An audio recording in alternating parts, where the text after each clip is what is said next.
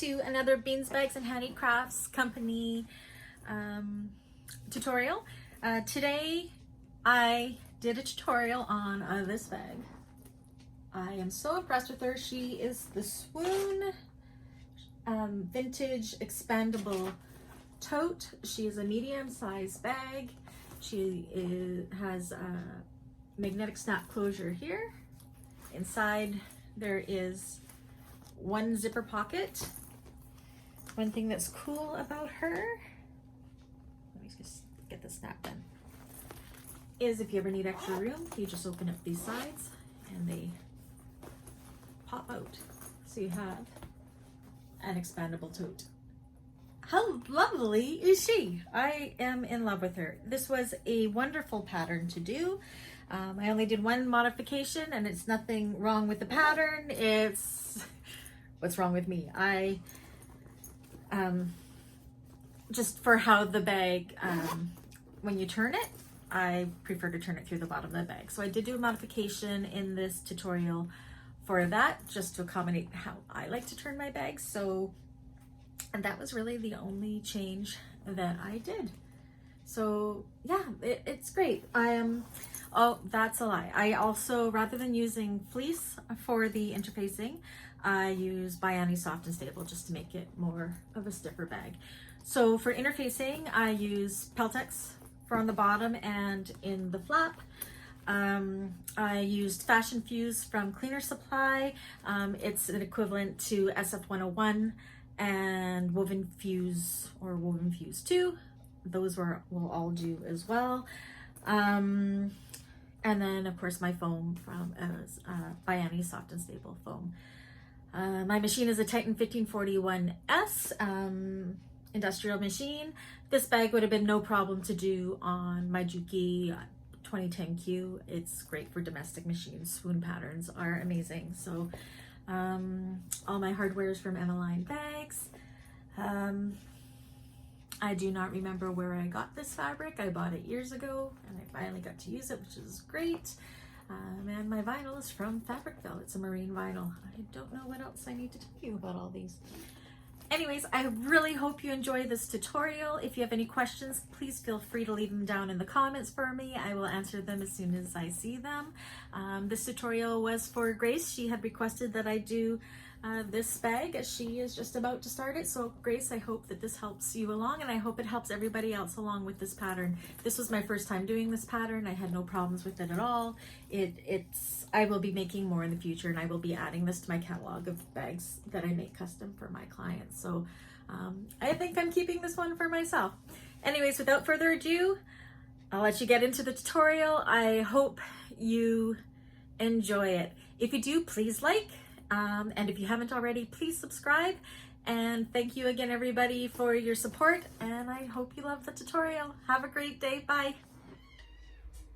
Okay, so with doing the Harriet vintage handbag, the very first thing the pattern calls for are doing the side panels. I've gone ahead and I've done one ahead to show you what it is. So these are the ones that will be on the side of the bag that makes it expandable.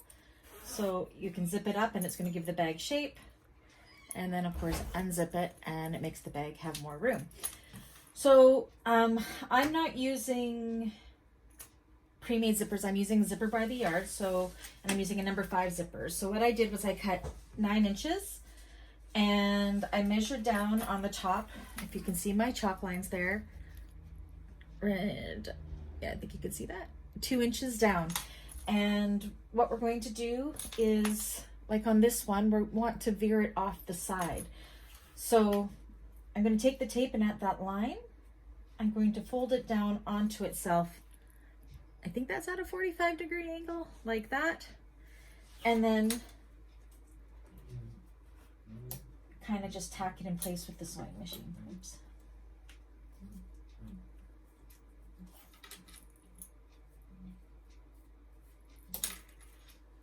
You could glue it or pin it. It might be easier, but I'm just too lazy, so I'm doing it this way. Just tack it.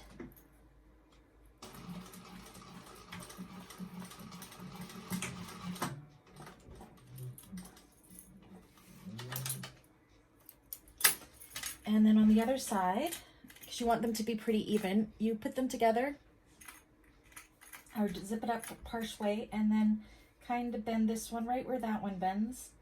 So they're right beside each other, and fold it over like that, and then tack that one into place as well.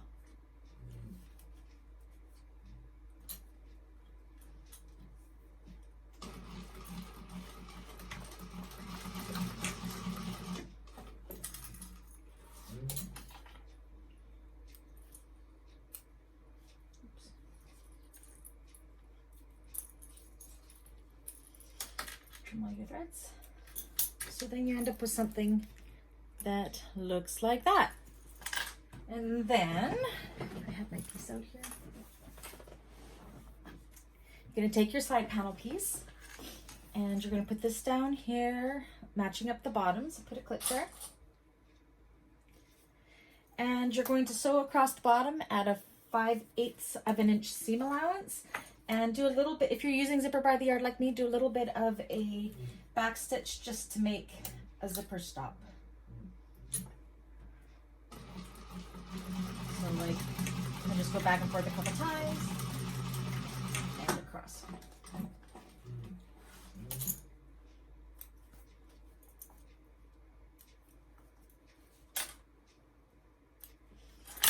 Okay, so this is what you have now.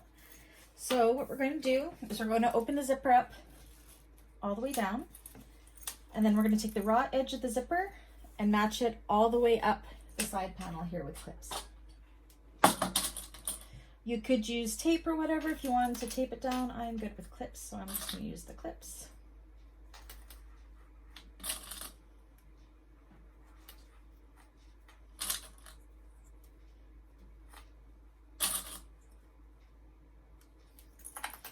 And same up the other side.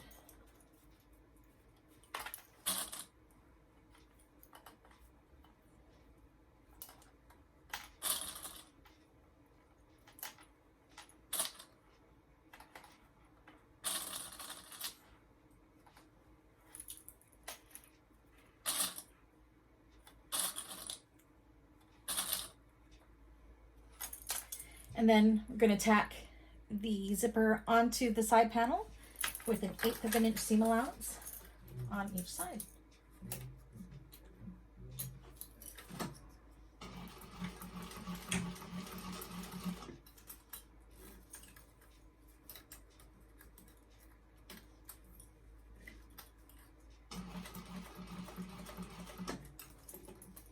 Move your zipper out of the way if need be.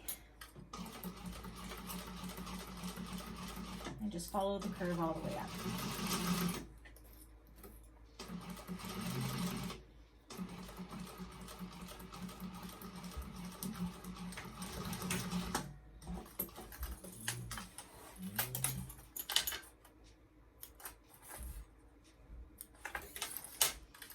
And the same on the other side.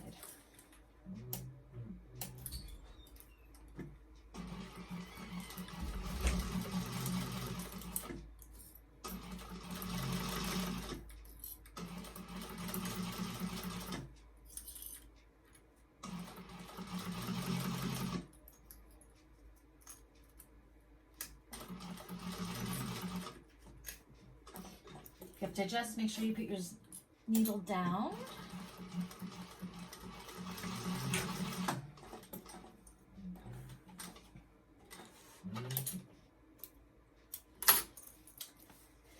And there we have it. So you can zip it up and it kind of makes this curvy look, and unzip it. I'm just going to take this to my ironing board and I'm going to press it flat, and then we will move on to the next step.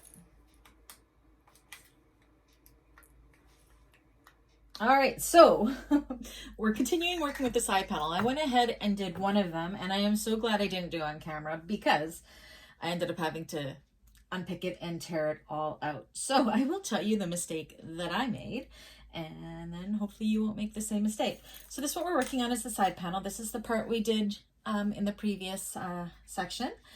And now we've put on the side panels here. So you can see that when it's part of the bag, that'll be when it's extended, and then that'll be the shape of the front side of the bag when it's all zipped up, which is really kind of cool. So what I did wrong the first time is, you can see we have a flat side. Oops. We have a flat side and a curved side. It is the curved side you want to put against the zipper. I put the flat side against the zipper, and then I got a really weird shape and had to pick it all out. So what you want to do is you want to take your side panel here. The fat part is going to be to the bottom of the zipper, and the skinny part is going to be to the top. So pin or clip. Do not use pins if you're using vinyl. I'm actually, as I'm doing this, realizing that if these were done in vinyl, it could be a very attractive bag too. But we're doing it all in cotton. So match the curve down the raw edges with the zipper side. Attach the bottom too so you can evenly distribute the fabric along the zipper without stretching the zipper. It's important not to do that or you get a wavy zipper.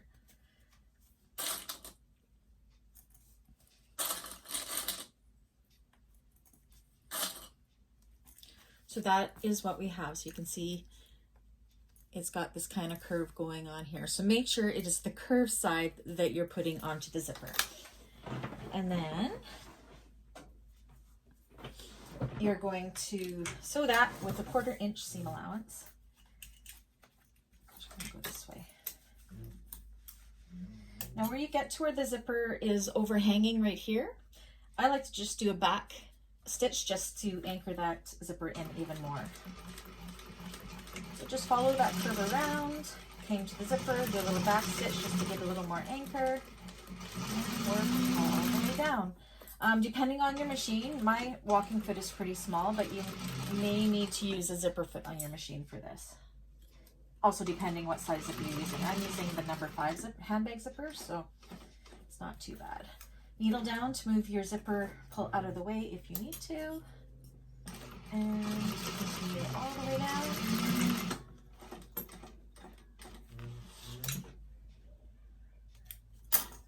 So it looks like that now.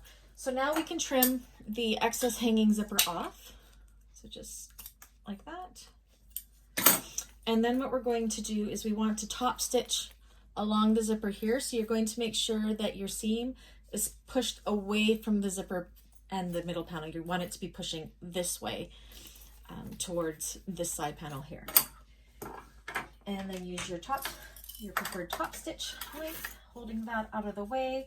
I am using cotton, so I could actually go and press that, but I don't want to go in the other room to do it. But do not do it if you're using vinyl. And then just top stitch it and make sure you're feeling that the seam allowance is pointing this way.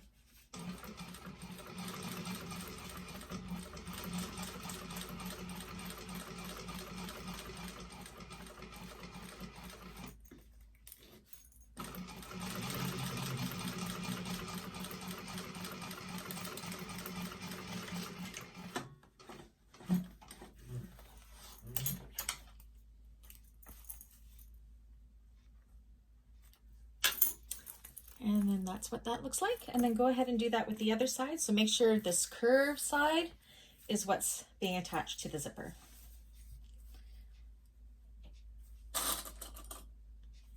One end, and then the top end.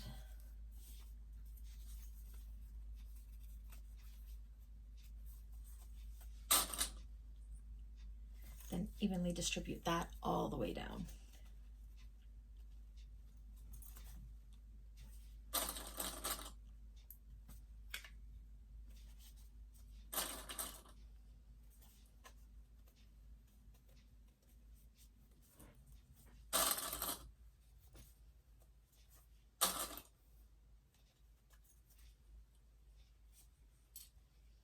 Okay, and then again, sew that with a 1/4 inch seam allowance. Make sure you put your stitch length back down to your sewing stitch length.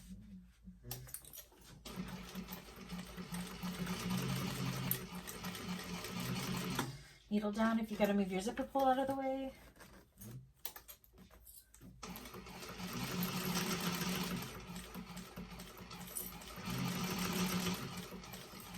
And where you come to the zipper overhanging here, just do a quick back stitch just to anchor it more. And up to the top.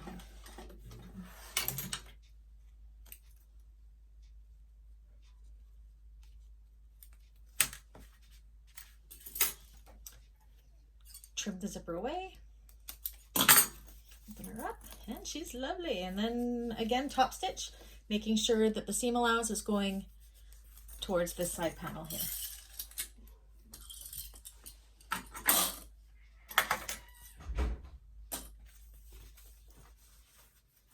Again, I could go and press this if I wanted to, but I'm just going to finger press it for now.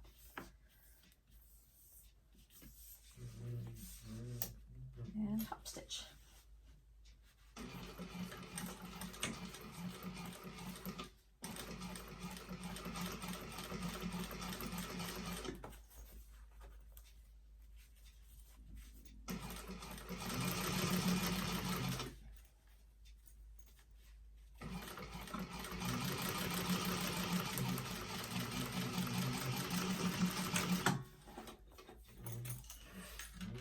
And I can see here, just to show my mistakes, it's not going to matter though, because it being a seam allowance, I got a little bit too close with the zipper here, but my seam allowance is going to be up there and it's going to hide that anyways. So yeah, and you can do it with zipper. And we got the other side, and we'll be back with the next step. So I went ahead and did the next step to show what we're going to do. So we're adding on the bottom side panel onto the side panel that we just did. Now, one thing that I am doing different than the pattern is it does call for using fleece instead of foam. I like a stiffer bag, so I'm actually using foam. We will hope that it will turn out just as nice. We will find out, but yeah, I prefer the loftiness of the foam over the fleece anyways. I think you could also probably use Decavelle Light if you wanted more of a leathery feel type bag, and they would all stand out about the same. Anyway, so this is what it looks like once it's done, and I'll show you how we got there. So you got your bottom side panel and the side panel that we just did. You want to make sure you move your zipper up a bit. Now this panel here, depending on the size of your zipper, it may be too long or too short. I used a number 5 handbag zipper, and it seems to be the perfect length. But if you put it together and you find that the bottom side panel is too long, just trim it up, square it up. Whoops. I lose so many wonder clips that way. So yeah, just match up your raw sides, right sides together. And we're going to sew that with a 1/2 inch seam allowance.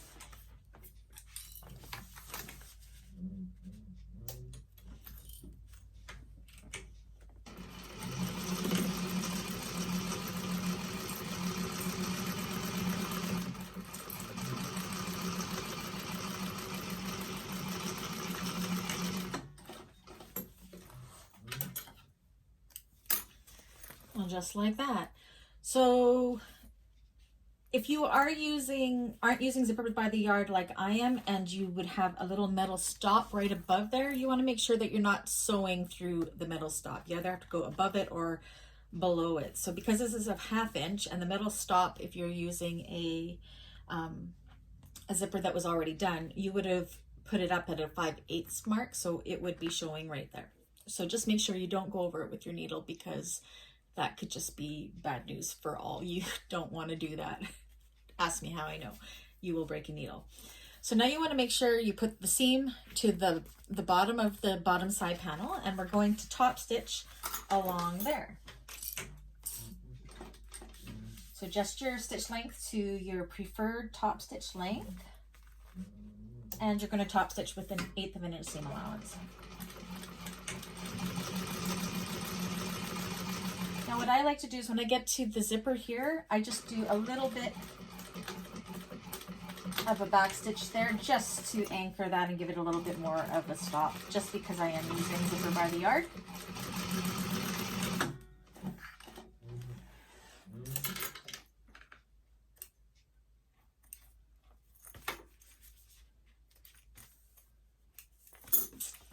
And there we have both of our side panels are done. All right, so now we are onto, I think they call it handle stripes. Yeah, handle stripes is what they're called in the pattern. So I went ahead and I did 2 of them. This is what we're working on right now.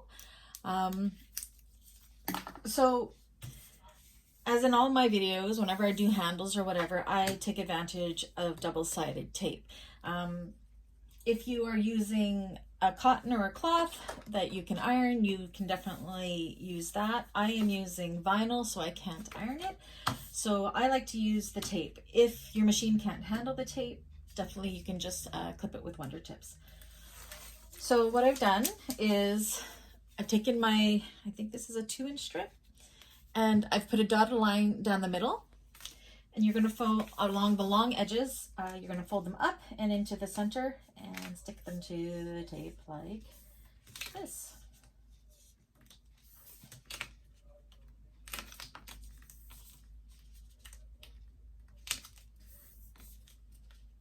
I just get my double-sided tape on Amazon. It's just a leather craft tape. This one happens to be really, really super sticky. Now, if you're on a domestic, I know my Juki 2010Q does not like tape. It gummed up the needles and it made my stitches horrible, but my Titan handles it just fine. Just pre-warning in case you have just a domestic one, the tape may not work for you.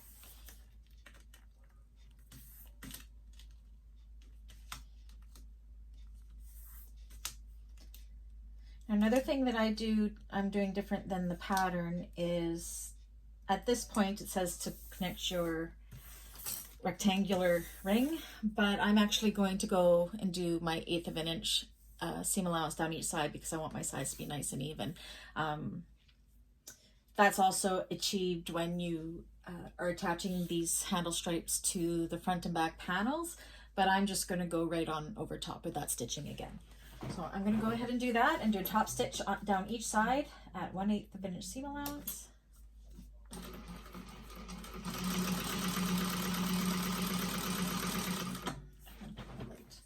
I feel like things are just blaring here.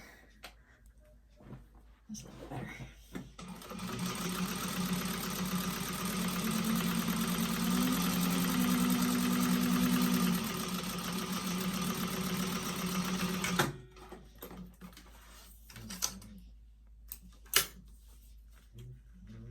And down the other side.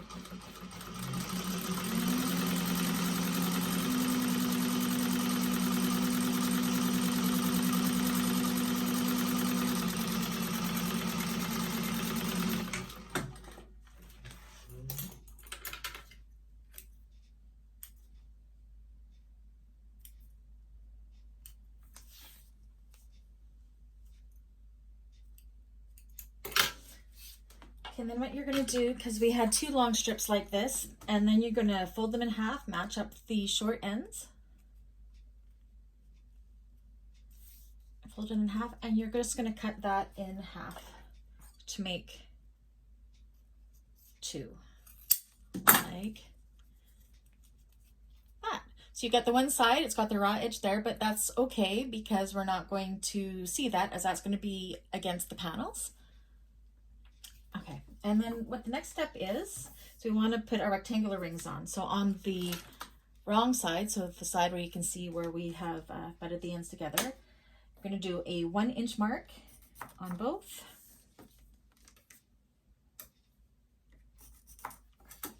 And then I'm going to take my double-sided tape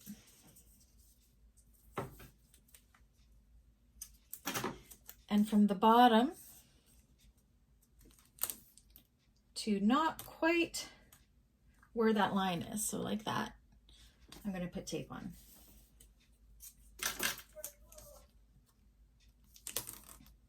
Again, I love double-sided tape. This one might need a little bit more. Not quite enough.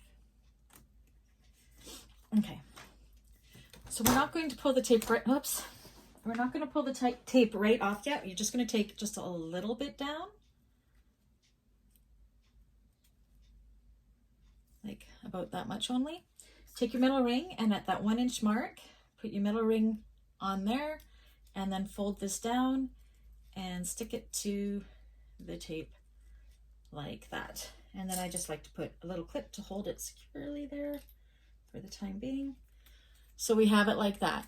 So we still have tape here because that's what we're going to use to put this on the front panel to make it stick, because I can't use pins or anything as I'm using vinyl. So we can do that with the other side.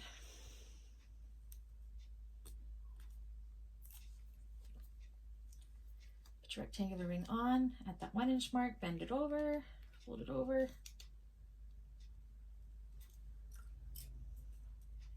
And then what we want to make sure is that they're all relatively the same size.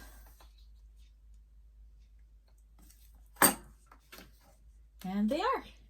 All right, so I'll get my next panel, my front panel ready to go, and then I will be back to show you what we're going to do next. Okay, so I went ahead and I attached a set of the handle stripes to the back panel, and we're going to do the front panel together. So this is what we are looking to achieve. So on our pattern piece is showing us our handle stripe placement. What I like to do is, you can see here I cut out the bottom and the top. I like to do that so I can match it up on the piece like so. And then I just take my Choco and I make my markings through those slits like this. And then they are marked on the fabric. And same with on the other side.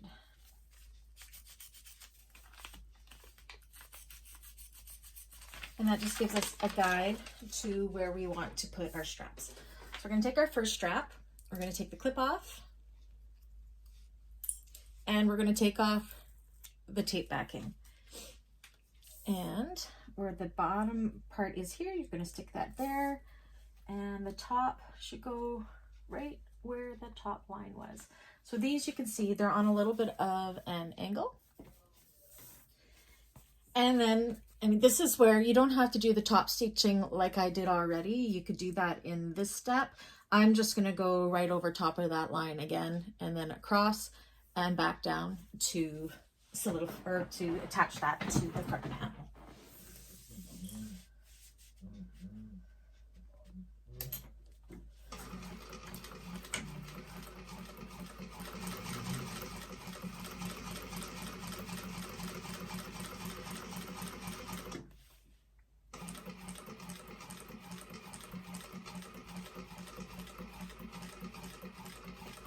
Now when I get to the top here, I do is I put my needle down and I twist it, and I kind of see where my foot's going to be. I think I can go one more stitch. Because I want it to be, yes, I want it to be as close to the rectangle ring as it can be. I go across.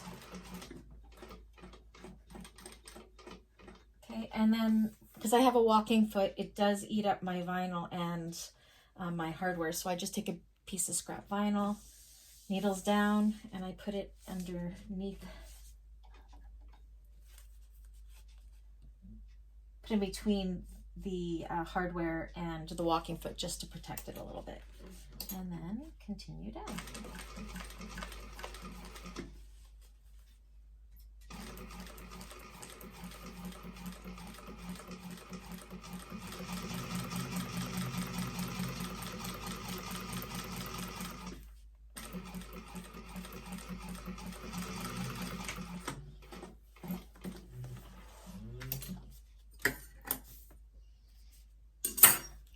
Just like so. And then we're going to do the same with the other side.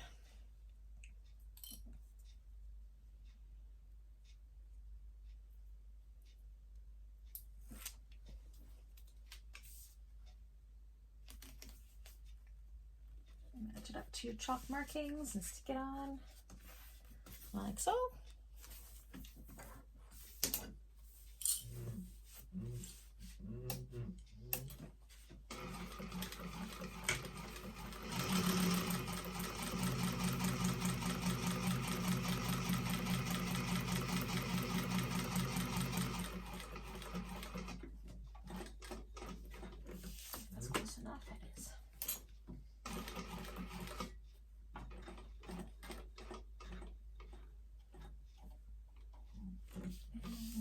put my little piece of leather?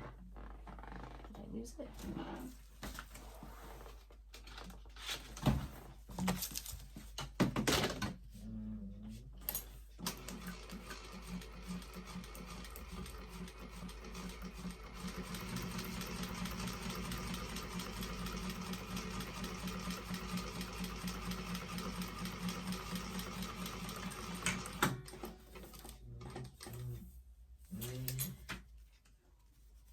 And I ran out of bobbin thread, so I will be repeating that. So yes, it's done the exact same way. I'm going to have to go over that again because I ran out of bobbin thread, and I'll be back once I have that all rethreaded, and we'll be putting on the front overlays. Okay, so now we're on to attaching our corner overlays onto our front and back panel. I went ahead and I did the front panel, and I also put on my nameplate. So this would be a good time if you have a nameplate to add it to the bag. So this is what we're doing, is our overlays. So again, I'm using the vinyl overlay. What you could do, this one's not too bad, but sometimes this edge here on the vinyl is white. You could take some edge coat or even a Sharpie or a black fabric pen or whatever and coat that. I'm not going to, it doesn't show on this because that edge is going to be left raw. So what I do, again, I pull out the double-sided tape. This, you could use glue, you could use double-sided tape. If you're using fabric, you're going to do these a little different. You're going to put two together and turn them out so you don't have any raw edges.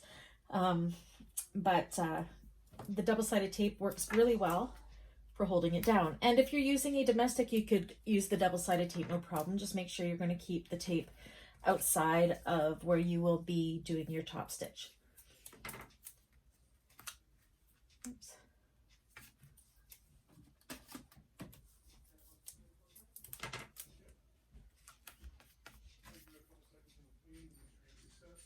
Okay. And then what you want to do is you want to pull the glue off. And then it's going to go with the pointy side towards the center. Like this. So go ahead and put that on each side, and then I'll come back and show you how we top stitch that. Okay, so now I've taped both of the appliques onto the corners. Now we're going to carefully, this is decorative stitching as well. So we're going to do an 1/8 of an inch top stitch seam allowance all the way around the curves, across the bottom and up the sides on both sides.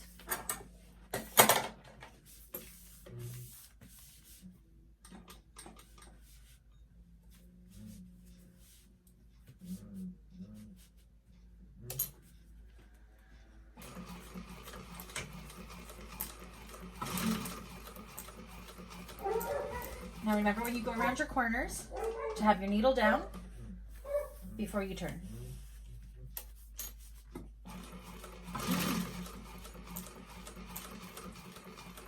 Okay, now when you get to the point where you're going to be doing the curve, this is really going to show because it's not in a seam. This is decorative here.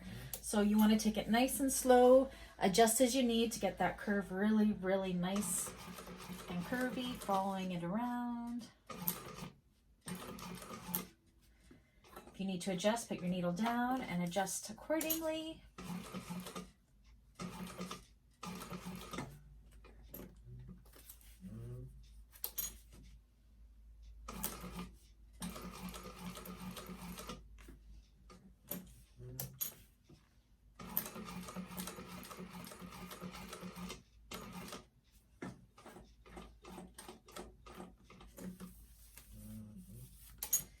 Finish it off with the back stitch.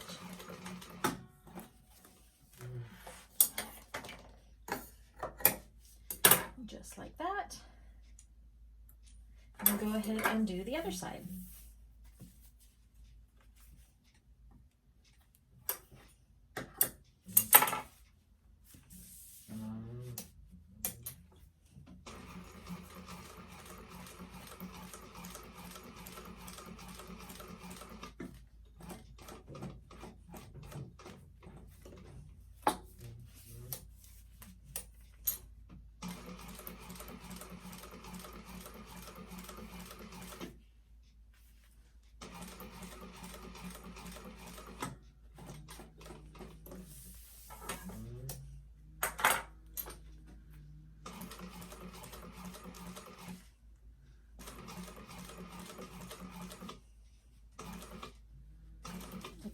Or if you have to hand crank it, you can too.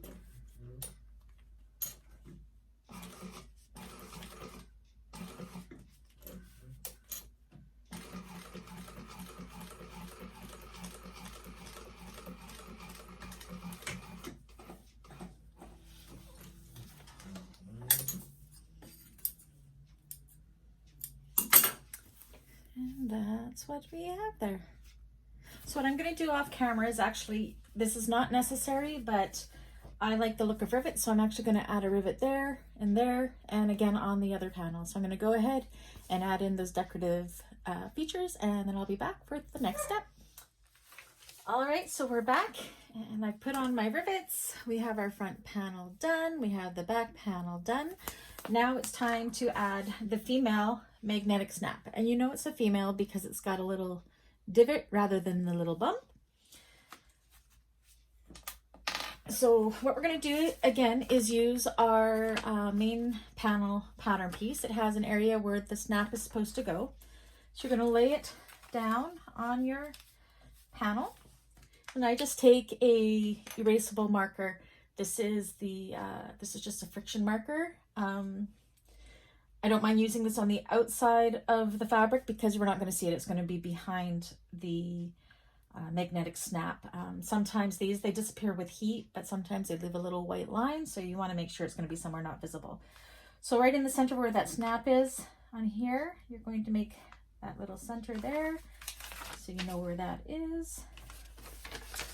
You can see it right there. And then you're going to take the washer for the snap. And where this little hole is here, you're going to put that over the circle that you just drew, the dot. And then put a mark where the two lines are. Like that. And it's letting us know, if you can see that, where we're going to cut it. Now you can use a seam ripper, or whatever you want to make these cuts. I like to use like an X-Acto knife. This is a Fiskars X-Acto knife. Super handy. So on those two lines, you're just going to put small slits. If you are using a woven fabric, make sure you have your fray check and you put it onto those little slits. Like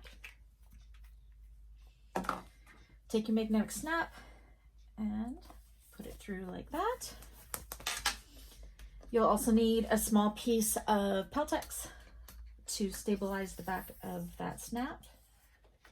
And all I do is, take my washer and my knife and carefully, without stabbing your finger, just make two slits through there, like this.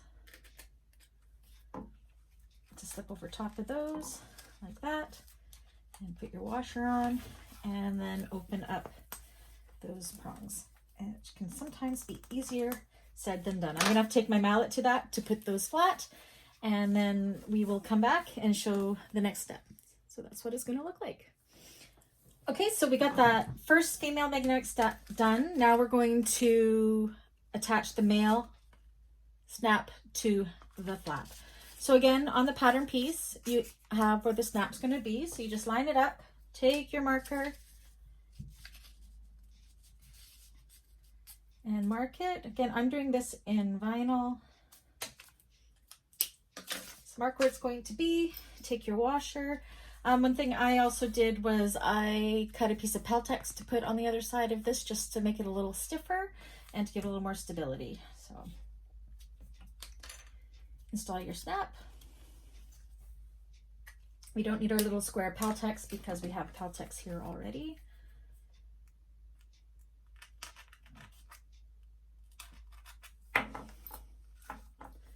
Put your male side so you can see, whoops, because that's a little bump.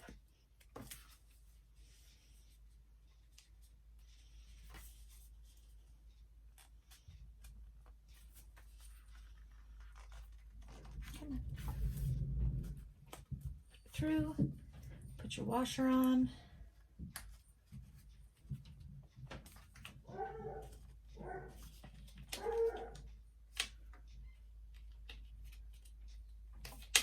And my washer is gibbled. And then open up the prongs. Again, I'm going to have to take my mallet to it to flatten those out. And then I put a piece of duct tape over top of that to protect it. I'll go do that quickly and then I'll come back and show you how we build the rest of the flap. All right, so I got my magnetic snap on. I've put some Gorilla Tape here just to protect those prongs from poking through the other side. Next up is I've just taken a piece of vinyl that is bigger than the flap. I'm going to take my tape. Where's my end?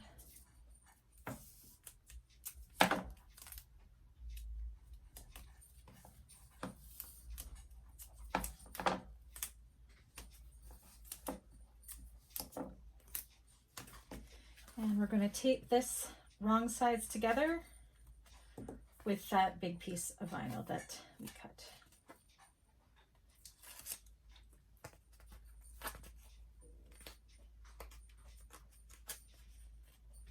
This makes it so, I mean, you could cut two separate pieces and put them together, but this makes it so they will be the exact same size when we cut it. So I just put it on like this. So they're wrong sides together. And then what I'm going to do is I'm going to go around with a 1/4 inch seam allowance and sew them together. And then after that, we're going to go and cut that down to 1/8 of an inch. So I'll show you what I'm going to do here. And I am going to use a top stitching length because these stitches will be seen.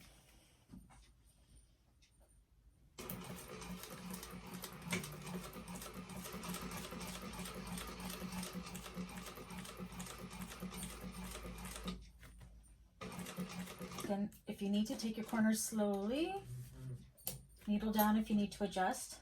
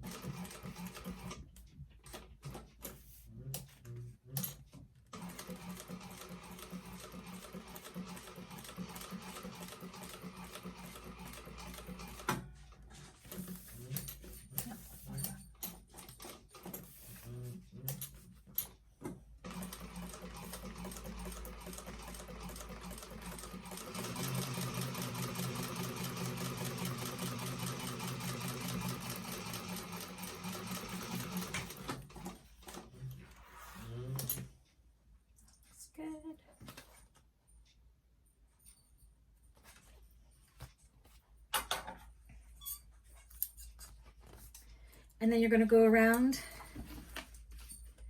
and cut this down to 1/8 of an inch seam allowance.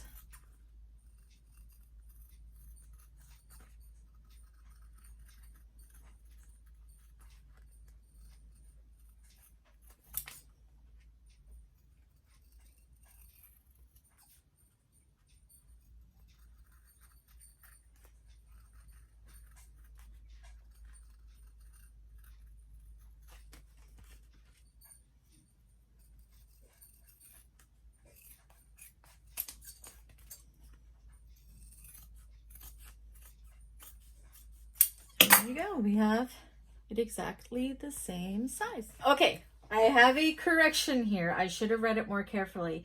The directions said when you're using the vinyl for the class, when you do, for the flap, when you do your 1/4 inch seam allowance around, then you cut it out right on that stitching. So I have to do that. I have to cut right on that 1/4 inch stitching.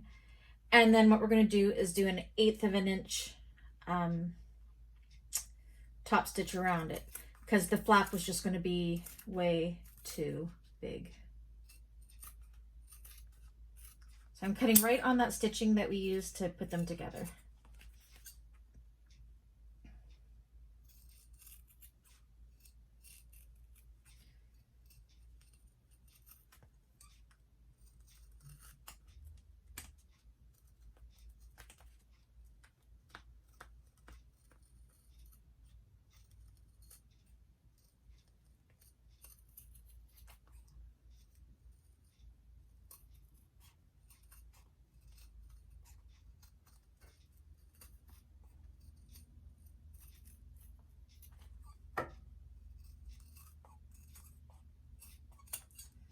you missed it and you still got some of that stitching there, make sure you go and cut over top of it. Sharp scissors are handy here.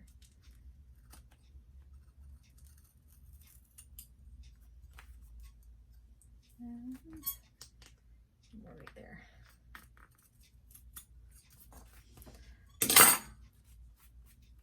Okay. And now what we're going to do is we're going to do an 1/8 of an inch seam allowance all the way around, and then I'm actually going to go and edge coat the edges as well. So I'm going to do that off camera, do my 1/8 of an inch top stitching around, and then we'll come back and do the next. Okay, so for now we're going to skip over the lining instructions. We're going to do that later. I want to assemble the exterior pieces first before we move on to the lining. So the first thing we're going to do is we're going to take one of our main panels and one of our side panels, and we're going to put them right sides together. Now what we want to be sure is we have our overlay and our side panel here. We want to match those up so they're going to be a nice even line. So you just, I don't know, think you can see that, but you're going to put them pretty much on top of each other and pin them there to match them up.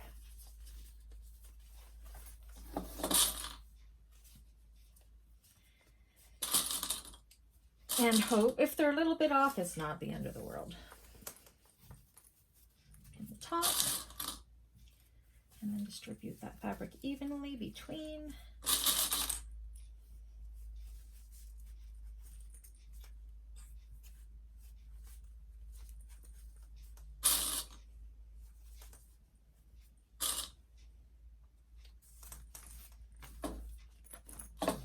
And then we're going to sew that with a 1/2 inch seam allowance.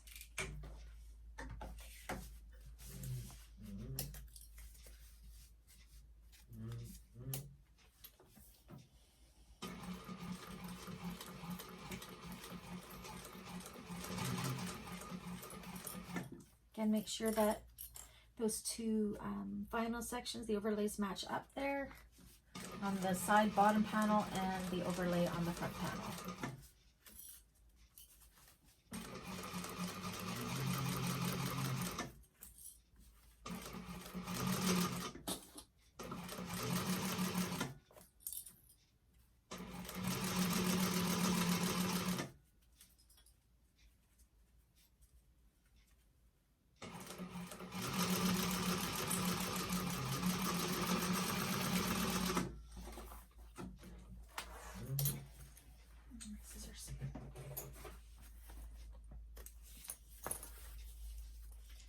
See how well we match that up. Not too bad. It's a little bit off, but not too bad. I'm good with that. I'm trying to decide. Now the pattern does call for doing a top stitch down this seam here, but it's going to be very hard when it becomes a loop. Oh, we're going to do it. We're going to make it happen. I was thinking about skipping it, but we won't. So we want to push this towards the side panel and do a top stitch there.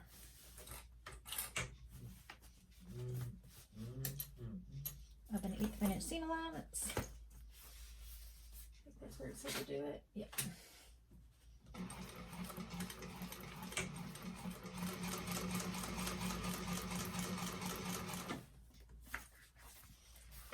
Three of the top stitches will be easy. It's that fourth one that's going to be a little bit tricky.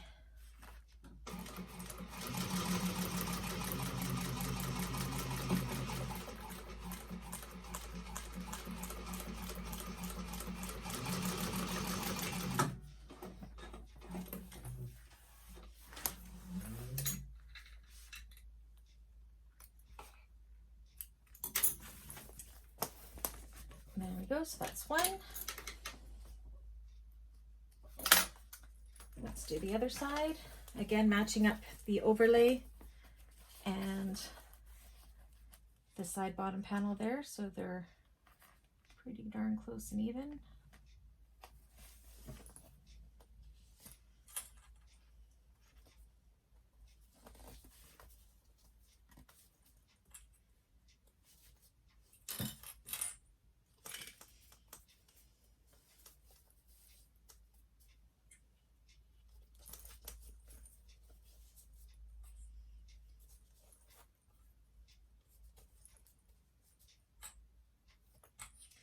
Do that one with a 1/2 inch seam allowance.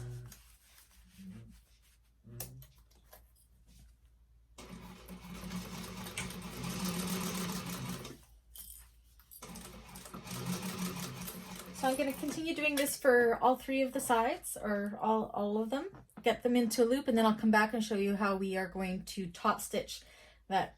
Once it's in a loop, that very last top stitch we have to do is going to be a tricky one. So I'll come back in a few, and once I have this all done, and I'll show you how I'm going to do that. Thanks. Okay, so it's my first time doing a top stitch like this. This may not work. We will find out, but I figured we could learn together. So I've top stitched all the sides except for this one, because now it's in a loop. So now I have to try to top stitch it towards that side panel this way. So it should be, I think I'm just going to pull this out of the way like this, and we will give it a go. Even in the instructions, it tells us this is the awkward top stitch. So we're just going to have to pull this out of the way while we top stitch it. Wish me luck.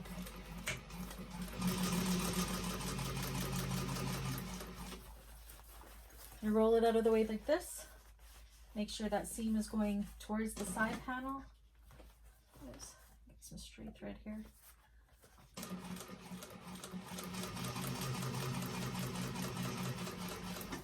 It's not as bad as I thought it would be. Until we get to this part here. So I'll make sure there's no puckers.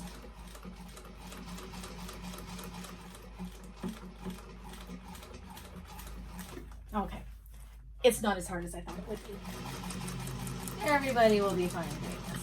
I thought it was going to be super hard.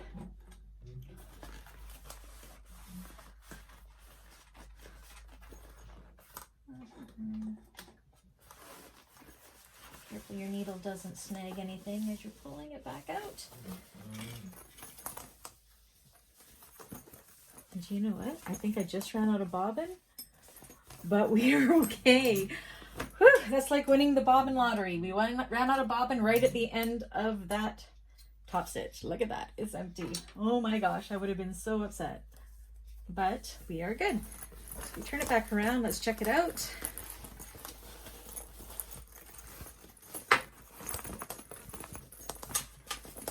Ignore all my threads. So this is what we have. We still have to put the bottom on, but I think she's looking good. As you can see, all of our overlays are not too bad. They're not perfect, but they're not too bad. They're pretty darn close. And our top stitches look awesome. Even that hard one. Another one. So there we go. So that is the exterior except for the bottom. I'm going to clean up all those threads and then we will sew on the bottom. It is an oval bottom, so it will be, I'm not a big fan of round and oval bottoms, but we will get through it. All right, so this is the oval bottom I was telling you about. We're going to attempt this. I said I'm not the best when it comes to oval and round bottoms, but we're going to give it a go. So when we cut out our bottom, we had these 4 notches. And what we're going to do with those notches is those notches are going to match up where these seams are. So I'll start by matching this one with this seam. Like this. And we're going to use a ton of clips. I know some bake makers use staples when they're doing this. Where's the other notch? I am always scared I'm going to leave a staple in, and I don't want to do that. So I'm going to attempt to do it without it.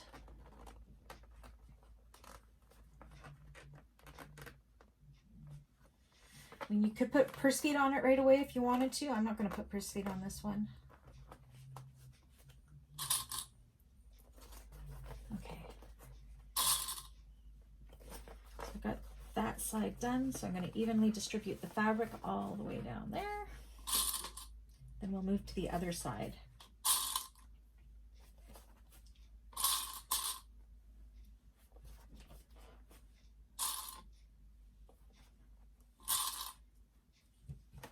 Okay, and then find the notch, match it with that seam, next seam.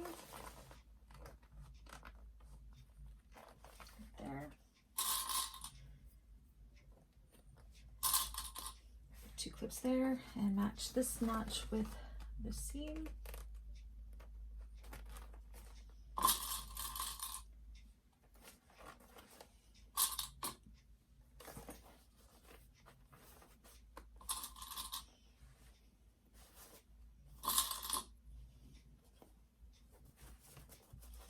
Smooth out any puckers you may feel.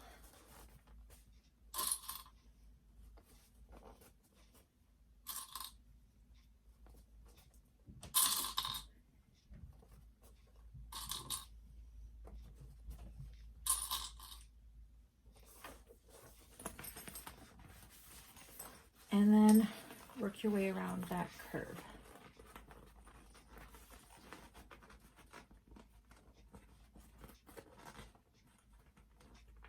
And if I get puckers, this is where I get the puckers. But you know what? It's on the bottom. It's not that noticeable, so it's not the end of the world.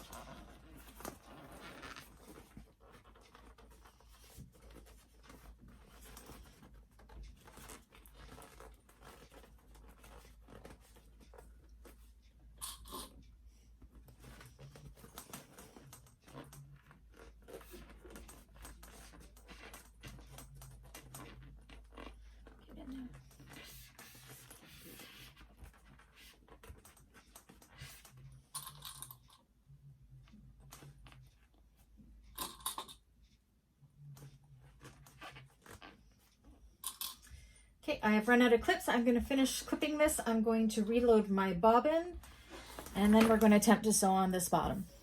All right, so I have it all pinned. You can see I've spared no expense with the pins. Now, usually when I work with a round or oval bottom, I like to do the straight edges first. So what I'm going to do is I'm going to stitch from here to here, and then do from here to here, and then we're going to tackle that curve. So we're going to do this at a 1/2 inch seam allowance. I like to do it with the bottom on the bed and kind of fold this over here.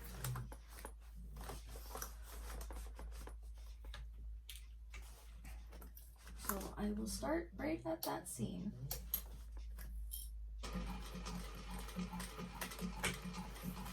Try to feel for puckers if you can.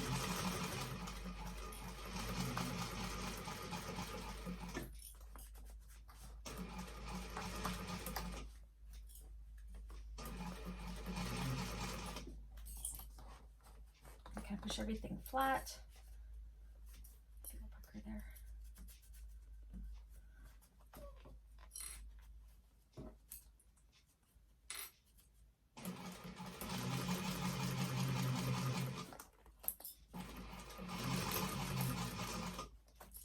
And go all the way to that seam just before the curve starts. I'm going to stop there. This is just the way I like to do it. It's not a right way, it's not a wrong way. It just, I find it easier to go around the corner. So I've done that side. Now I'm going to do on this side from that seam to that seam again.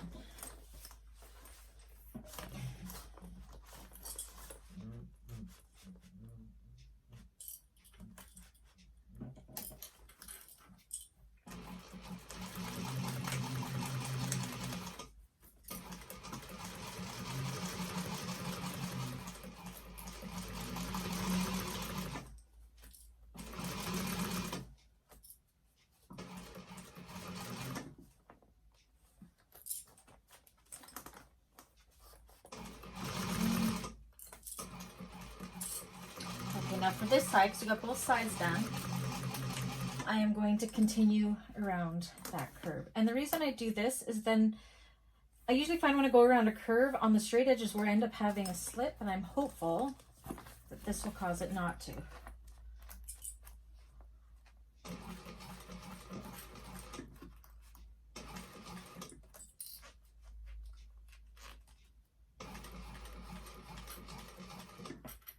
Push out any puckers that you may see.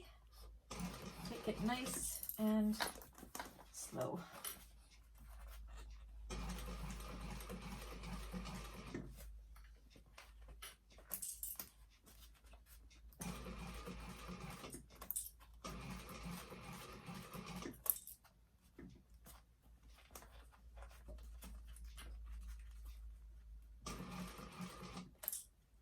Just go clip to clip.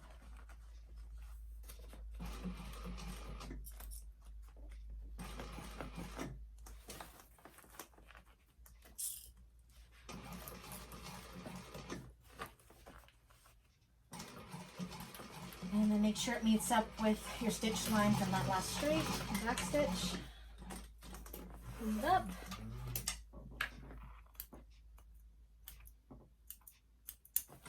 Make sure you got both sides, and I did. And then we're going to go and try to attempt the other side as well.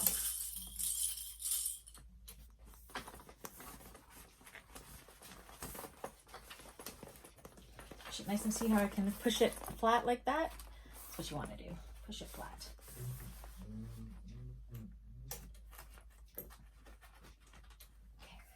Okay. Clip to clip.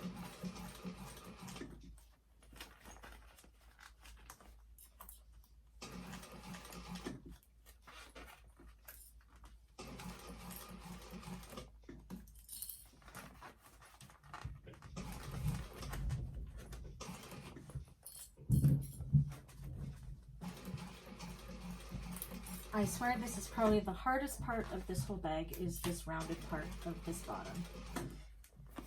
But it actually isn't too bad.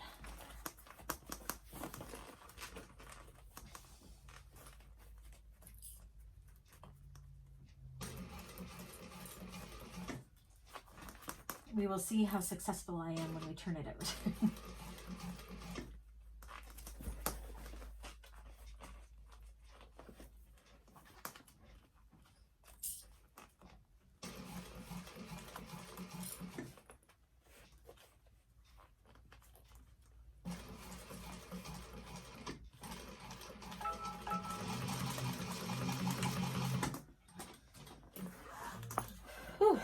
And we can breathe. And just kind of feel on the inside. See if you can feel any holes or any puckers, and I don't believe I do. So I'm going to go off camera. We're going to trim this down to a 1/4 inch seam allowance to remove some of that bulk, and then we will be back starting the lining. Okay, so the only thing we have left really to do for the exterior before we start the lining is preparing our 4 straps. I usually do this at the beginning, but I didn't this time. So I'll do 1 strap on camera. I have shown this before, very similar to how we did our strap stripes on the front of the bag, except for we're doing 1 more step. So down the middle, I've drawn a dotted line and placed some double-sided tape. We're going to fold into the center, that center line.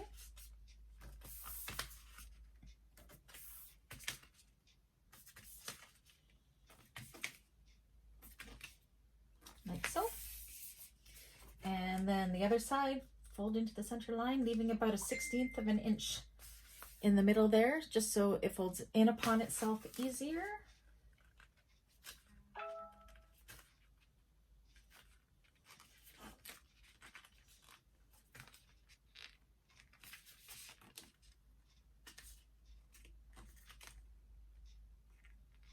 Like that.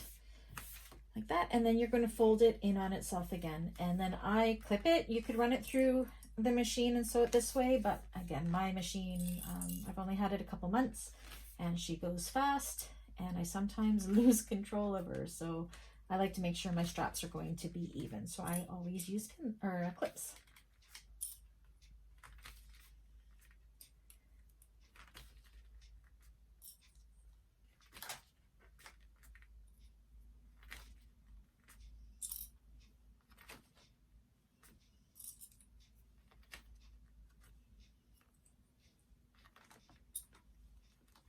And then I sew down the clip side with an 1/8 of an inch seam allowance at my top stitching stitch length.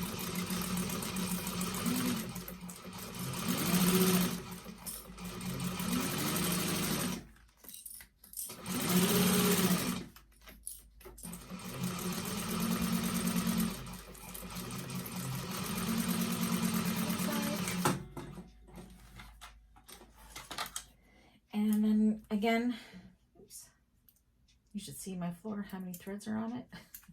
And then go down the folded side with an 1/8 of an inch seam allowance.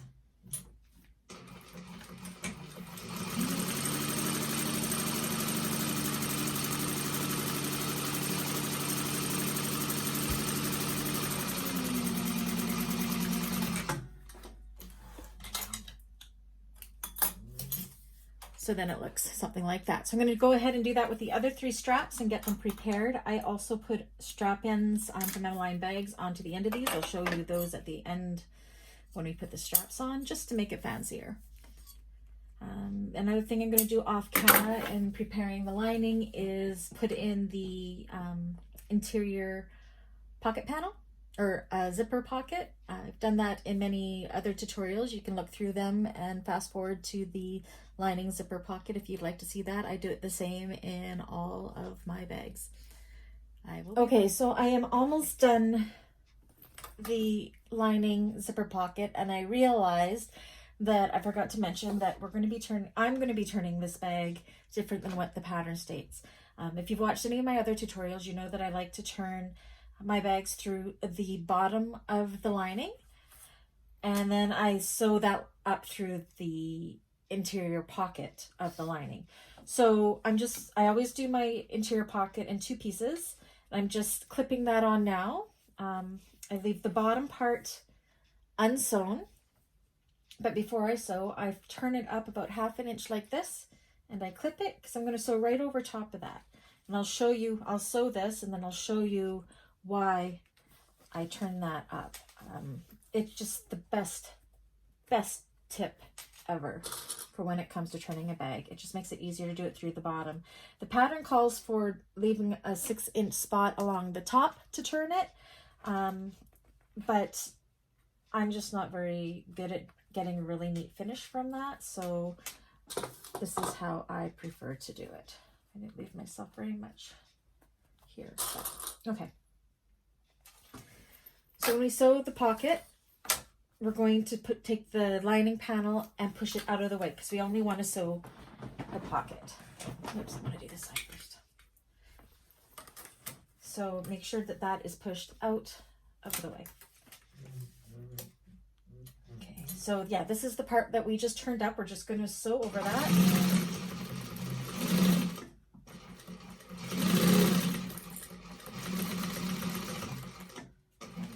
To this top part here, we're going to turn it, make sure we pull the lining panel away so we're not sewing through that, we're only sewing through the pocket.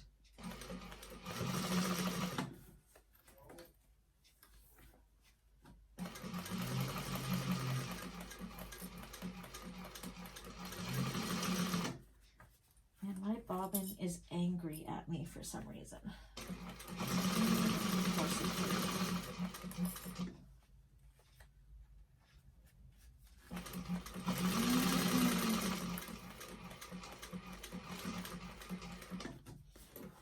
And then make sure you pull that lining panel out of the way again so you're just going in the pocket. And sew over that. Okay.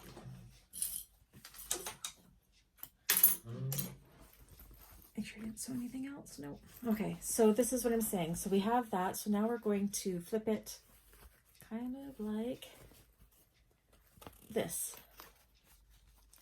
And then we're going to press that edge. And what that's going to do is when we go to sew the pocket shut, we already have a nice pressed edge for our top stitching. So yeah, the only reason I'm leaving the pocket open is because, again, I'm going to leave an opening in the lining when it comes to turning. We'll turn it through the bottom, and then we're going to pull the bottom of the lining up through the pocket and sew that so you'll never know there was a hole there, and then sew this shut. So we will get to that when we get to there. Just slightly different than what the instructions are in the pattern. So I thought while I'm making this pocket, in case you're working along with me, you do the same thing. We will be back shortly. I'm going to go press this right now. Okay, so now on the lining, we need to attach our magnetic snap flap. So what we want to do is take our top lining panel, and we want to notch, where are my scissors? Find the centers. So it's just folded in half, and I always do just a little clip. You can use a pen if you want it instead. It's up to you. So we're going to leave that right sides up. Just double check. Yes. And we're going to put these right sides together. So your magnetic snap is going to be pointing up. I have the center mark. I should have it clipped here. Do a little more. Again, you want to mark your center part of your flap as well. Again, I do that with just a little snip. And we're going to mark it with that center right there and clip them together.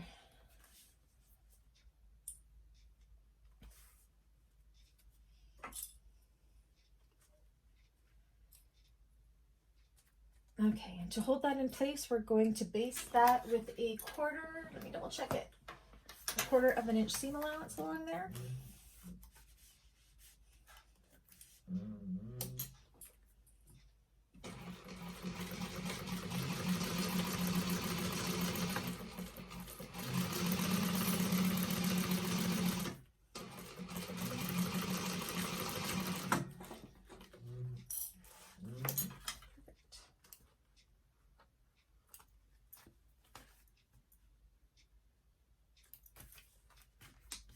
Pull out your threads. Okay, and then we're going to push it down. Okay, then we're going to have the lining panel that has the pocket. So we're going to put them right sides together like this. Am I doing this right? I believe so. Yes. So we're going to pin this all along here.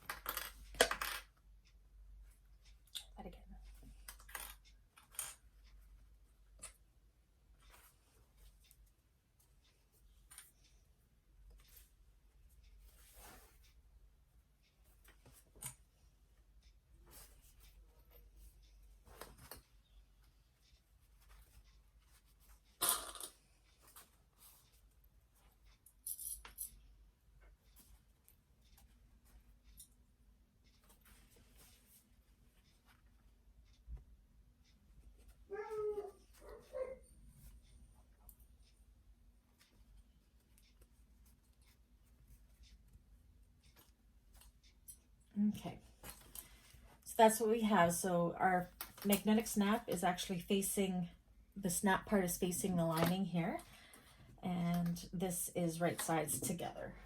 And then we are going to sew that with a 1/2 inch seam allowance.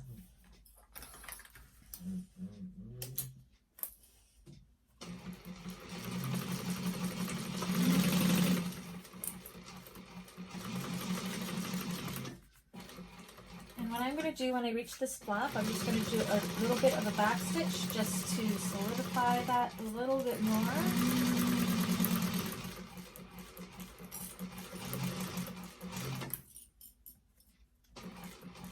Here again, back stitch all the way to the end.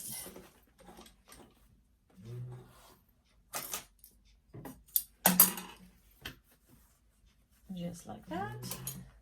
Now what does it say?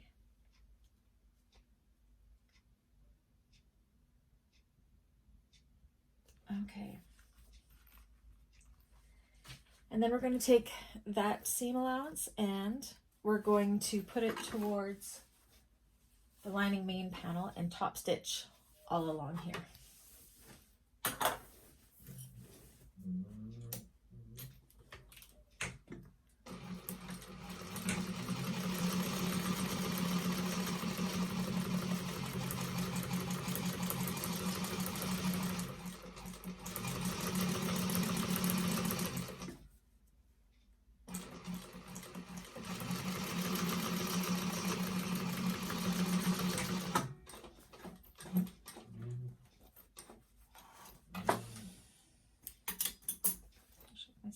And they all look good.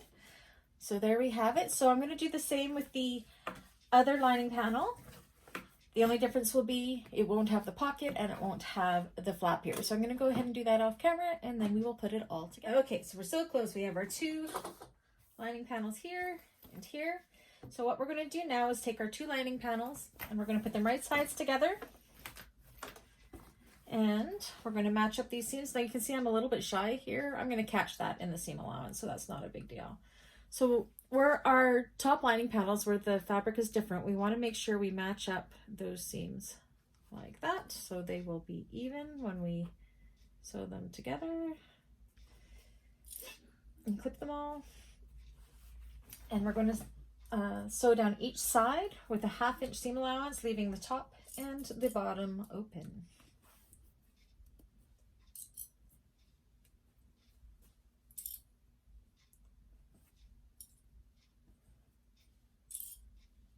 Side 2. Again, making sure on each side that you're matching up those seams so that where the transition is, they're even.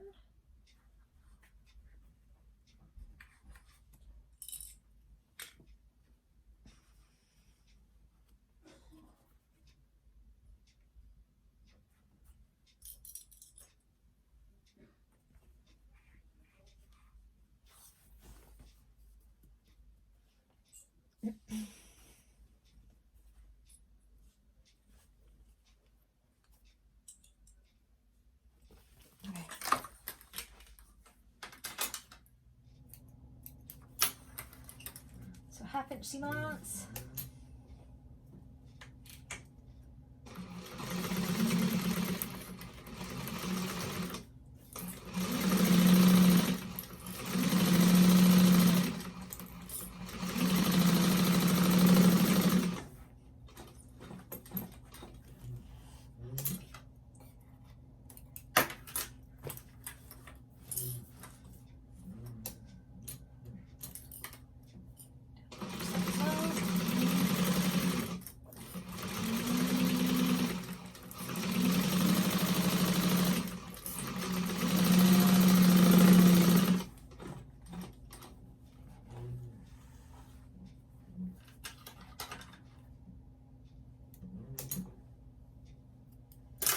Okay, so this is what we got. We got a top and we got a bottom. So now what we're going to do is sew on our lining bottom piece. So our lining bottom panel, we're going to connect it a little bit differently than we did with the exterior because we do not have those seams to match the notches with. So what we're going to do is we're going to find the centers of it this way, so fold it in half. Your little snips for that center. And then fold it lengthways this way. And make your little snips on this side here so you know what the center is.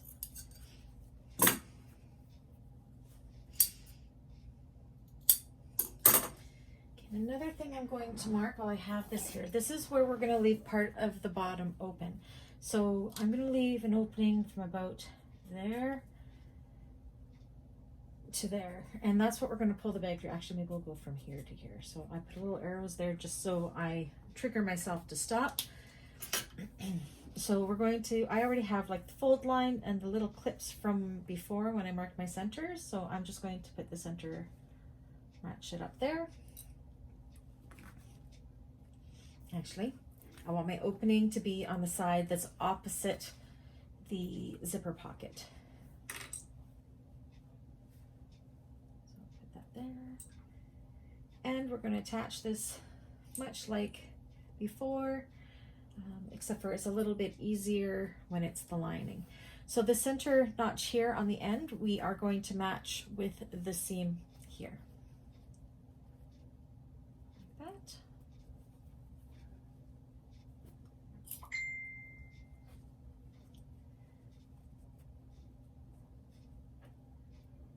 And the lining isn't as finicky. If there is the odd lump and bump, it's not a big deal. It's not going to be seen. This is the easy part of the bag.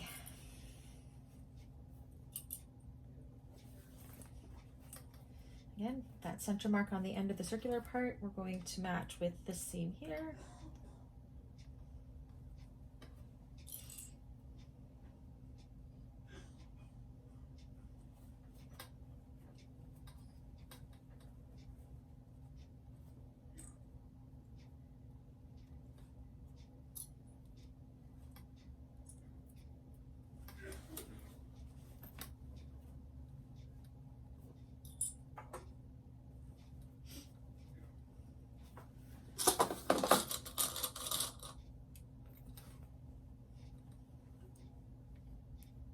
center mark there.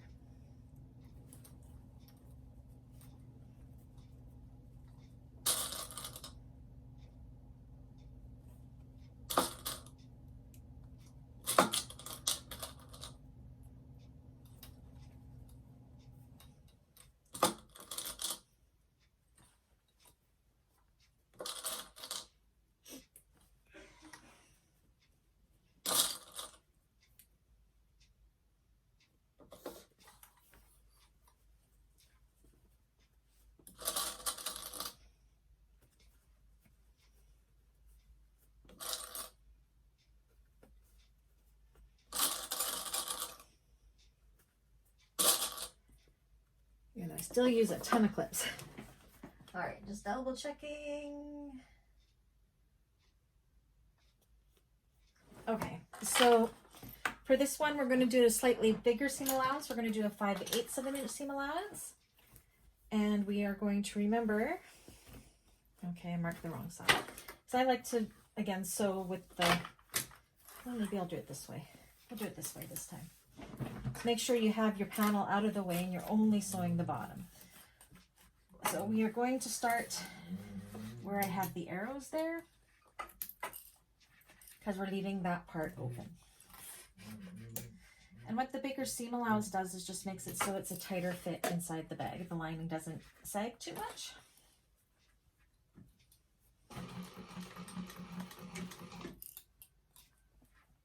Oops, that's too much.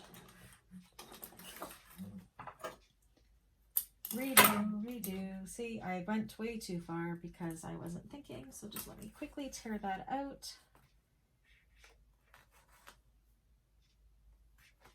Okay.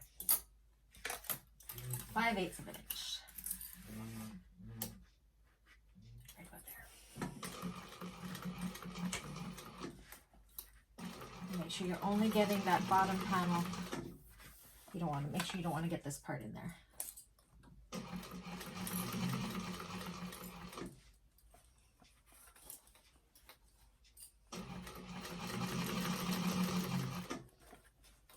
Just adjust and turn and flatten all the way around.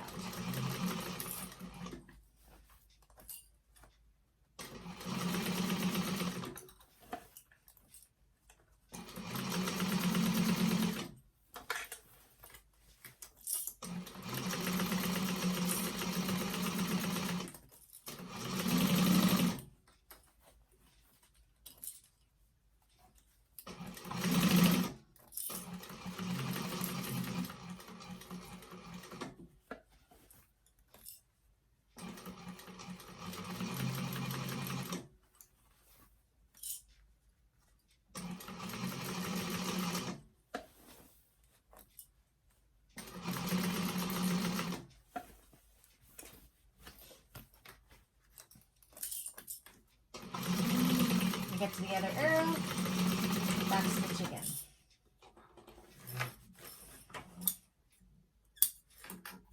So then we have this opening for turning the bag.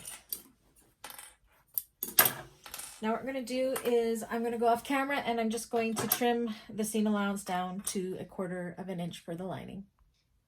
Okay, so we're getting there. We're to the home stretch. We have the exterior of our bag. We've opened up the sides here because we're going to put it all together. So what we want to do is make sure of our lining. We have our hole in the bottom here for turning. The side that has the flap is going to be at the back of the bag. And for the front of the bag, where the magnetic snap is, you want to make sure it's at the front. So they have to be at opposite sides. Then you're going to take this, you're going to put that flap down. You're going to take the exterior of the bag and you're going to put it inside the lining. It will feel like a tight fit because we have done a larger seam allowance for the lining. And then all the places where we made our center marks, we're going to match those center marks for the lining and for the exterior and clip them together there.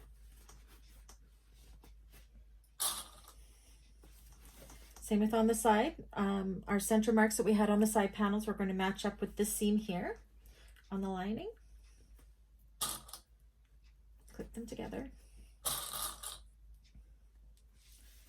go through and do all of those first just to get the bases done. So here's the side again. We're going to open up that seam to make it easier for top stitching. And then we're looking for that center snip and the center snip here. Match them up. And then in between each of those 4 areas, we're going to evenly distribute the fabric like this. And clip it. Use lots of clips. You don't want this sliding or you will have a wonky looking bag.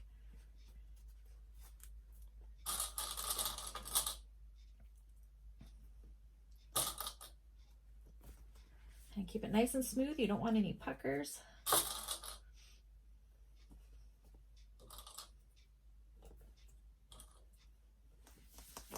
The other side here.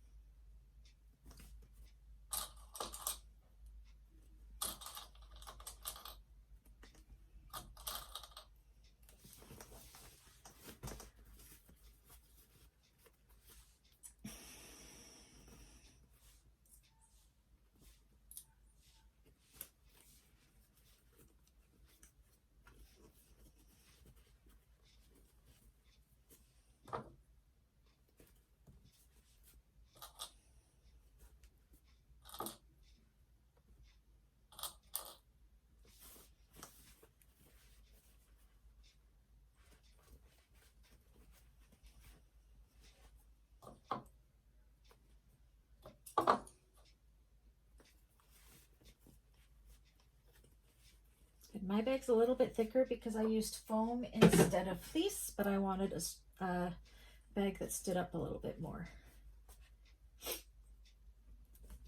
And I love my Biani Soft and Stable.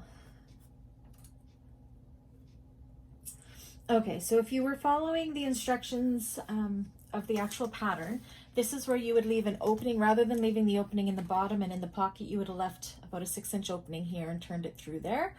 And then you would have top stitched it shut. I don't do it that way just because I can never make it look pretty. So this is the way that works for me, and it's the way I do all of my bags. I just like it. Okay, so now, okay, I ran out of storage space on my phone, so it kind of backed up.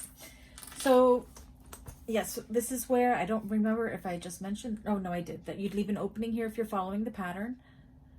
So we're not doing that. So now what we're going to do is we're going to sew a 1/2-inch seam allowance and close up the whole top. I'm trying to bring you in closer so you can see what I'm doing. Okay. So I find it easiest to do this from the inside of the bag and work my way around.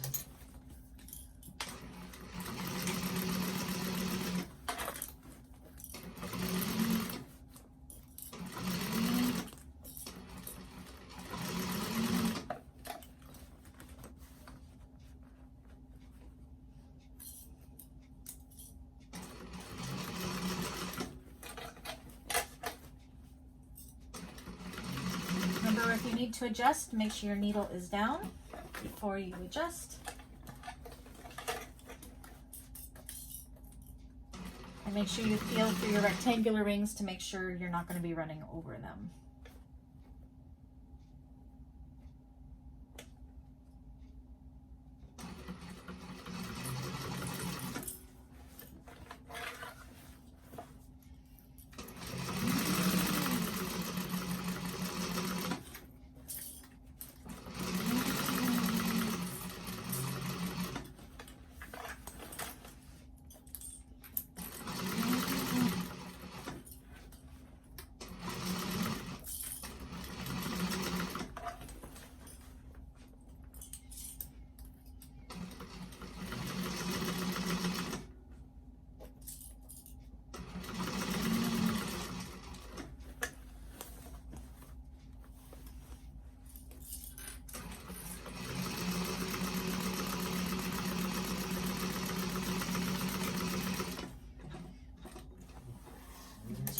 It's done.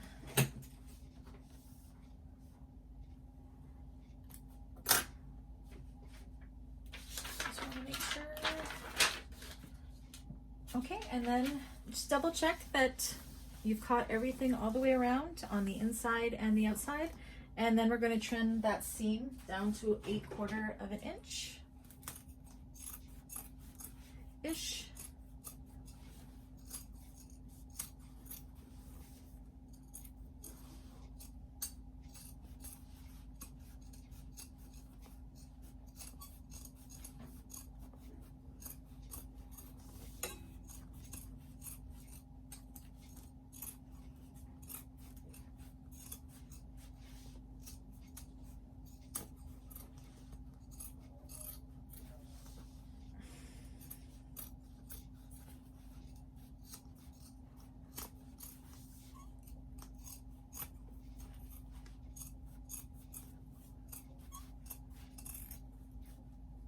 That. Okay, and then we're going to turn the bag through the opening in the bottom of the bag here.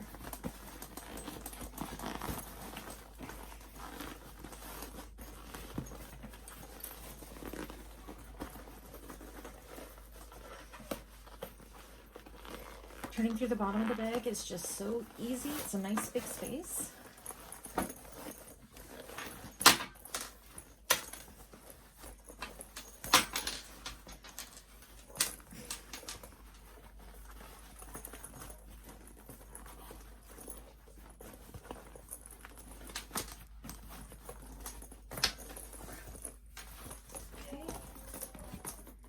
And then we're going to tuck it in. So this, the top lining panel, we want it to go down and under. Because this is all, well, I guess the flap is vinyl. I could go and press this before I top stitched, but I am just going to pin it.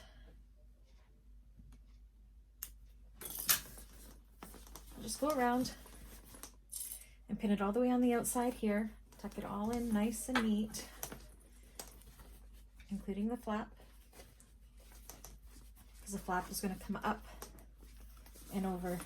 This will be done like this, and this will come, this will be done like this, and this will come from the inside and over, I think. Something like that. Let me double check.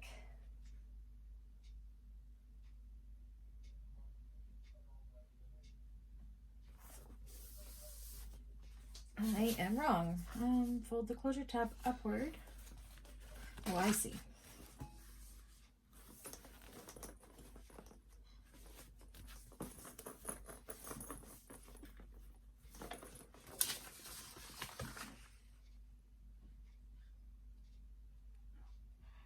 Just bear with me. Fold the closure tab upward so it's poking above. Going to go like this. By the stitching from the inside of the bag, exterior side against presser foot.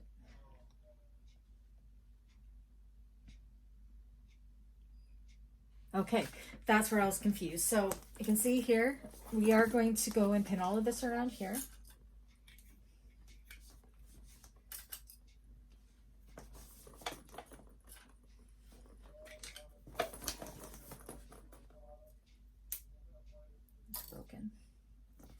Getting a nice crease. And when we get to where we have our zipper or our flap here, we're going to want to fold it upwards like this. So we're going to be sewing through this as well, and this is going to come down and over and snap like that, I believe. Let's just make sure that's going to work. Yeah, it will. And it's going to snap like that. So that's a little bit different. I'm actually going to still clip the seam for now.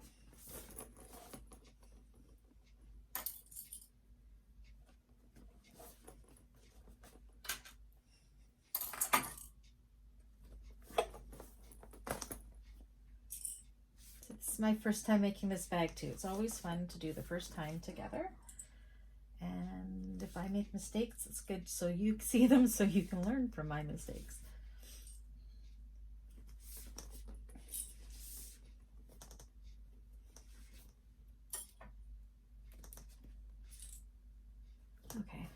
So this is going to come up. See how this is down there? This is going to come up like this.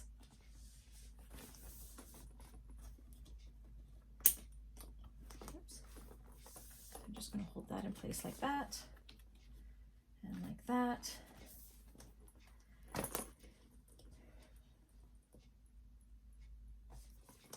And it calls for sewing it from the inside of the bag, but I think I'm still going to do it from the outside of the bag. I'm just going to start with that back part. So just make sure you're holding everything else is being pushed out of the way. I just prefer to top stitch this way. So the instructions say to do it from the inside of the bag like this. You definitely can do it that way.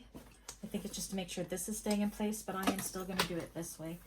I like my machine's top stitch is better this way, like when it's coming down like this rather than the other way, so I just want to keep it, make sure it's going to look nice. So I'm going to actually start at the flap and start top stitching. Let's just make sure.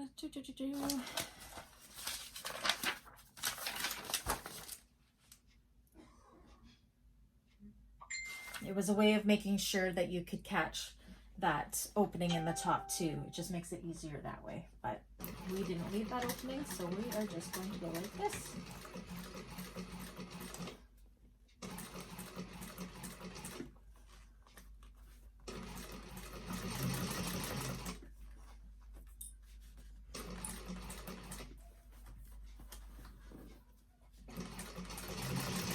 So you are actually sewing through that flat panel on the inside. And just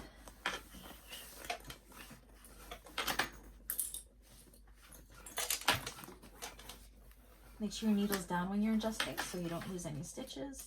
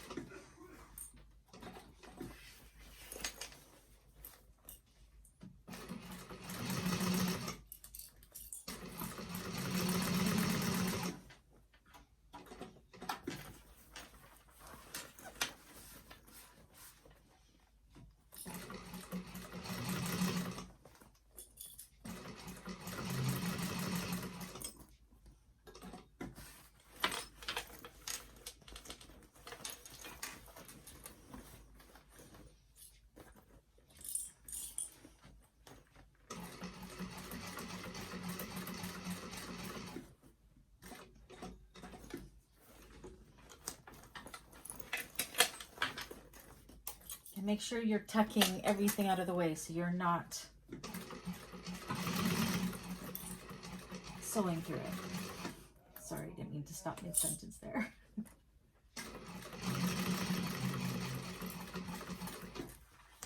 sure this is nice and flat and everything's out of the way.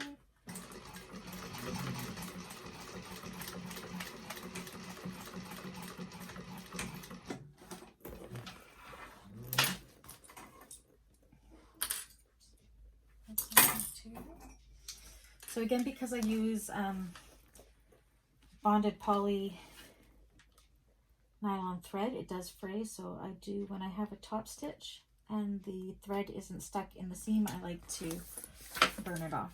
It's just for a fishing line cutter. Just take some AA batteries. I got it on Amazon. It gets very hot. Ouch. All right. Let's see how that is before we, I'm going to zip up these sides. And before we do the lining up, we want to double check that everything looks good. I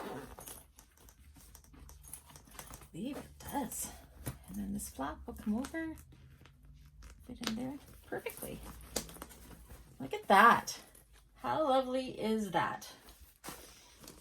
I'm impressed. This is actually a lovely pattern. A lovely, lovely pattern. Okay, so let's close up the inside.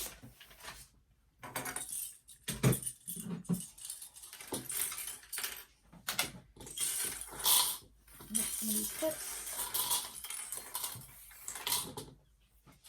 Okay, now that we know we don't have to take it apart, all of our seams look good, our bottom, look at it, it turned out perfect. So open it up again. Open up the zipper here and pull out. So we're going to open up these pockets just to give a little more room. Pull out the pocket like this. And then reach into the pocket, and where we have the hole in the lining here, we're going to grab that and we're going to pull it up and through the pocket. Like this. And then take a few clips and just clip up this opening, and then we're going to sew it shut.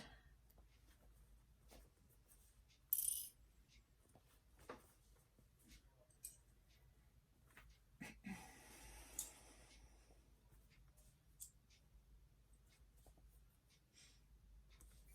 this. And then just do that with a 1/2 inch seam allowance.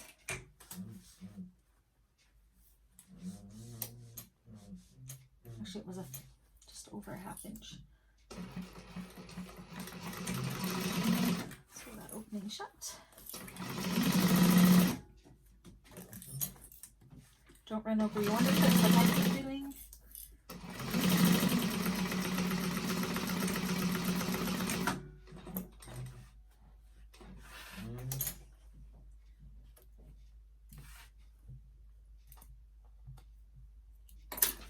Stuff that back in through the pocket. Get a quick look and you would never ever know that there was a hole in that lining.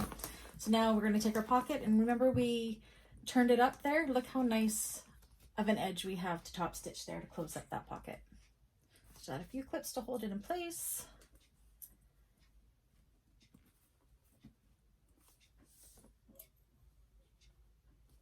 And top stitch it shut.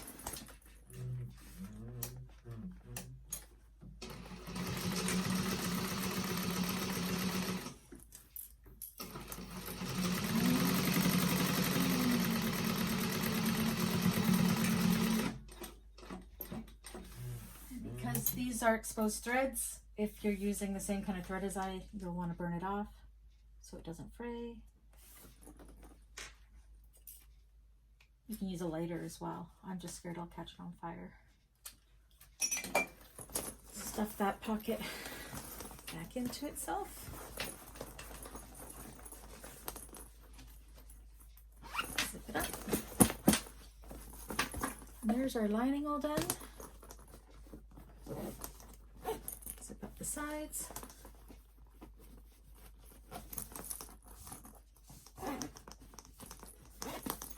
So, make sure the clip still goes like that. That's the exterior of it. So the last thing to do is just to attach the handles. Now this isn't a shoulder bag, it is a handbag, so it's shorter handles, but as you can see, these are the strap ends that I told you about that I get from Emmeline bags. It just makes them look a little fancier. So what you're going to do is you're going to put these in through the rings, fold over about 1 inch or so. And I actually don't sew through these. I will rivet them right there to hold them in place.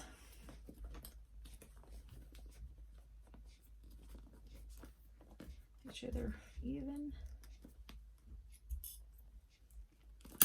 Oops. Like that. And we'll do that on both sides, rivet them, and then that bag is complete. So I hope that this tutorial was helpful. This was my first time making the Heritage Vintage Expandable Tote. I think it turned out lovely. I think some fun things would be is these side panels. If I had done them in vinyl, that would have been really pretty. It's really pretty like this as well. So the only major change that I did was how I turned the bag. I just like to do it through the bottom, but this is the perfect little bag. If you like this tutorial, be sure to hit the like button. so it gets a little bit more out there for others to be able to see it if they want help making this bag. And if you haven't already, please do subscribe. Thanks so much, everybody. Bye-bye.